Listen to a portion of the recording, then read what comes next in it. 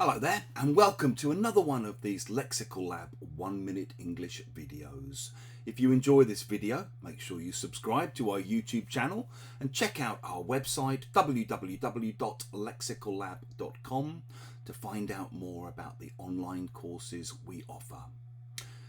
As you may have heard me mention in some of my recent videos, we're currently hosting a Ukrainian woman called Ksenia and her 6-year-old son Sasha, both of whom originally come from Kharkiv in Ukraine.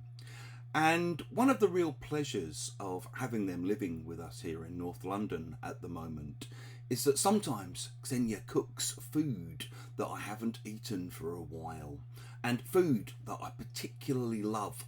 So this week, for example, we've been treated to a vegetarian borscht, and last night she decided to cook Draniki. I don't know if you're familiar with Draniki, but basically they're kind of potato pancakes. They're probably about the size of your palm or the size of your hand.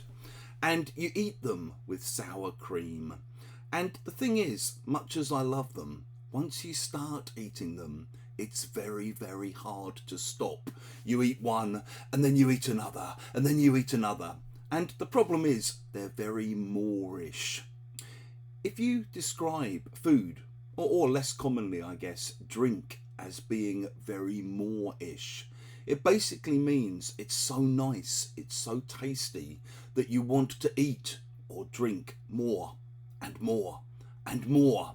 So you might say, oh, just somebody take those biscuits away from me. They're so Moorish, I'm going to finish the whole pack if I'm not careful. And we often use it to talk about things that we know we shouldn't really eat too much of. So it might be, whoa, these peanuts are very Moorish, aren't they? Don't mind if I do. Oh, just someone move that bowl of crisps before I finish it off. They're so Moorish. If you've enjoyed this video, please click the like button. Please share it with your friends, your students, your colleagues. And in the comment section below, we'd love to hear examples of things that you find very Moorish.